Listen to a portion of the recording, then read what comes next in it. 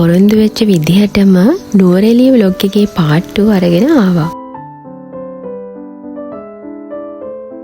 අපි දැන් අපේ කබානයකට මේ යන ගමන් තමයි ඉන්නේ.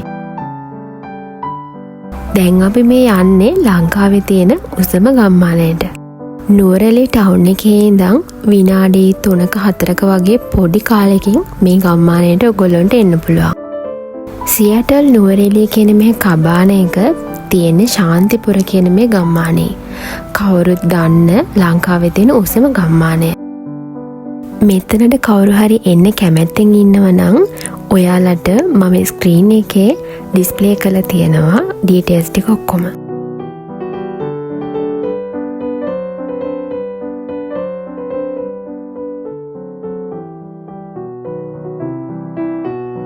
අපේ කබානයකට ගියාම පේන view එක තමයි මේ. ටිනි හෝම් ස්ටයිල් එකට හදපු මේ කබාන එකේ අපිට cooking facilities, hot water, free wifi include වෙලා තිබුණා.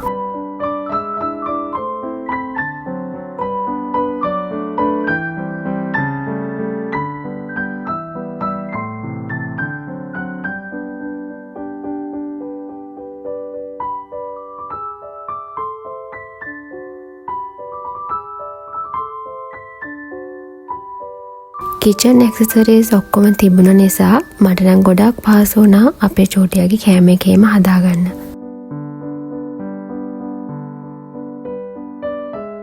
තුන්දෙනාම පොඩ්ඩක් රෙස්ට් එකේ ඉඳලා වොෂ් එකක් එහෙම දාගෙන අපි දැන් මේ නුවරඑළිය ටවුන් එකට යන්න තමයි හදන්නේ. මේ කබාන එකේ මීල් මුකුත් සර්ව් කරන්න නැති නිසා අපි ඩිනර් එකත් එළියෙන්ම අරගෙන එනවා කියලා හිතාගෙන තමයි මේ යන්නේ.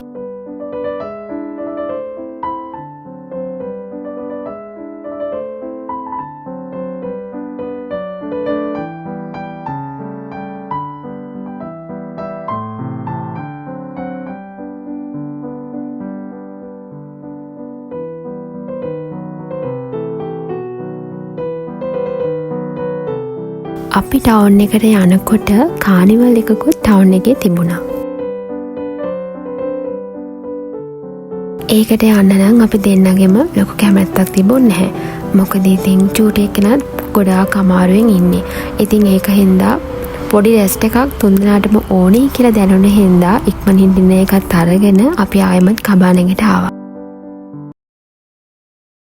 උදාගිරි ප්‍රභාකෙලුම් නැගී ගලාහැලේ තුෂාරයෙන් පිරී කැලෑමලක් සුගන්ධදී සැලී සිනාසලයි ප්‍රබෝධයෙන් පිපී කුසුම් පිපෙන වසන්තේ බිගුන් පමන වසන්තේ.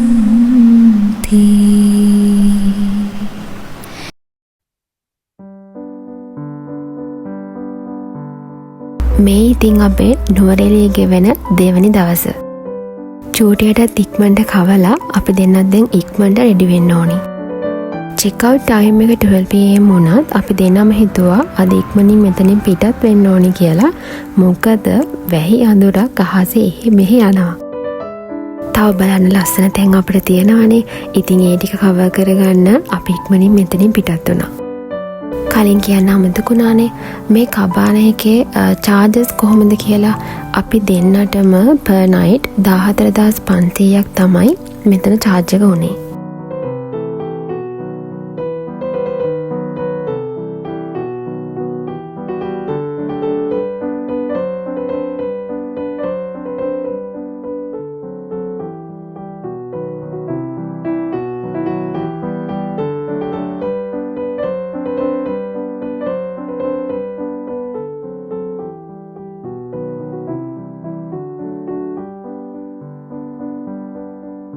ඉතින් අපි මුලින්ම ආවේ මෙන්න මෙතනට. මම හිතන විදිහට ග්‍රෙගරි පාක් එකේම කොටසක් තමයි මේකත්. මෙතන හෝස් රයිඩ්, බෝට් රයිඩ් වගේ දේවල් ඔයගොල්ලන්ට එන්ජොයි කරන්න පුළුවන්.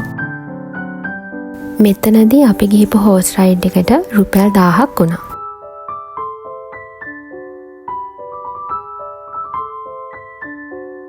පොඩි ෂොප් ටිකකුත් මෙතන පේලියට තියෙනවා. ඉතින් ඔයගොල්ලන්ට ෂෝටිස් වර්ග, ස්නැක්ස් වර්ග වගේ දේවල් මෙතනදී ගන්න පුළුවන්.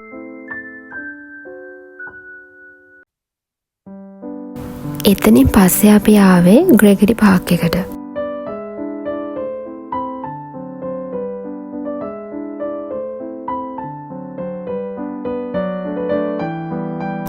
ඉතින් අපි මෙතනට එන්න කලින් දවසේ තමයි මෙතන ස්පීඩ් බෝට් එකක් ඇක්සිඩන්ට් වෙලා තිබුණේ.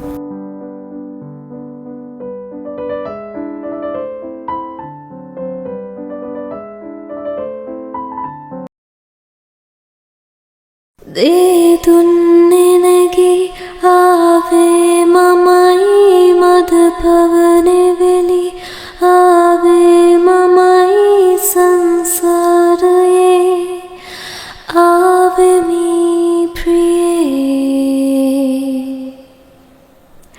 සන්තකයි ඔබ මගේ ඇත්තමයි මා ඔබේ මගේ ආදරේ ඔබටමයි ප්‍රියේ.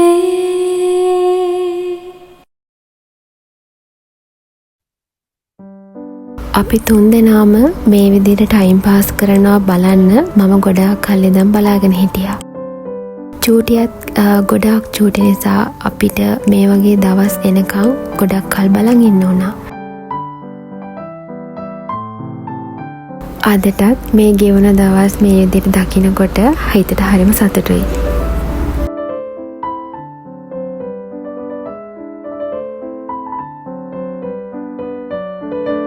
මේකේ ක්‍රෙඩිට් එක ඉතින් සම්පූර්ණයෙන්ම යන්න ඕනි මගේ හස්බන්ඩ්ට. එයා තමයි ඉතින් අපි දෙන්නව මේ විදිහට හැම තැනකම එක්කන් ගිහින් අපි එන්ජොයි කරන්නේ.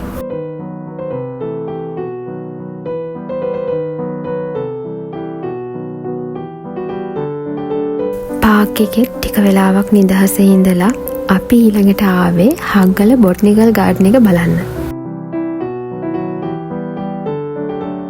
එක්සිට් එකෙන් කායක පාක් කරලා අපි දැන් මේ එන්ට්‍රන්ස් එක තියෙන තැනට යන ගමන් තමයි ඉන්නේ.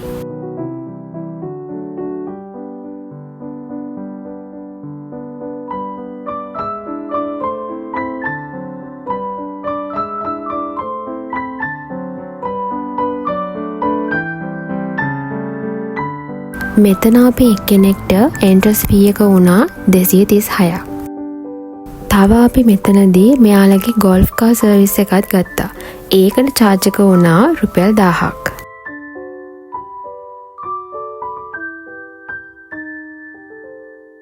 වැහි අඳුර ටිකක් එන්නම වැඩි වුණ නිසායි චූටියා එක ටිකක් දුර ඇවිදින්නත් ඕන හින්දා තමයි අපි මේ සර්විස් එක මෙතනදී ගත්තේ.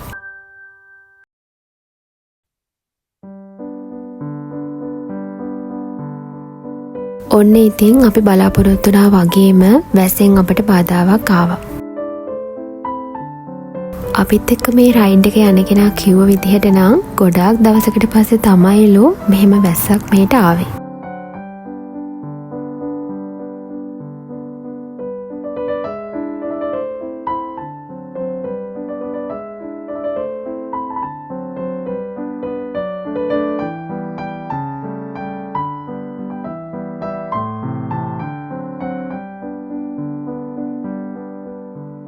වැස්සෙන් බාධාවක් ආවා කියලා අපිට මේ ගමනත් හරින්නත් බැහැනේ.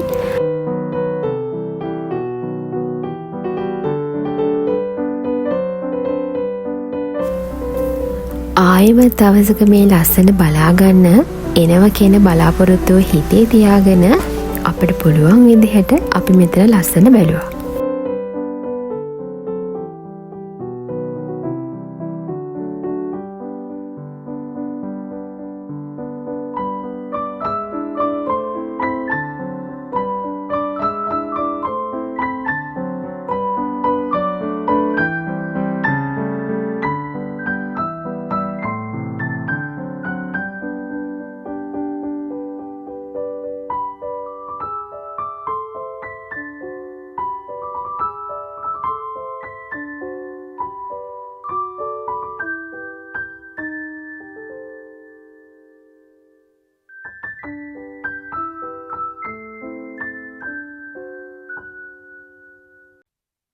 මෙතනට එනකොට නම් වැස්ස ටිකක් පායපු නිසා අපිට මේ රෝසයාය ළඟටම ගිහින් මේ රෝසයායම බලාගන්න පුළුවන් වුණා.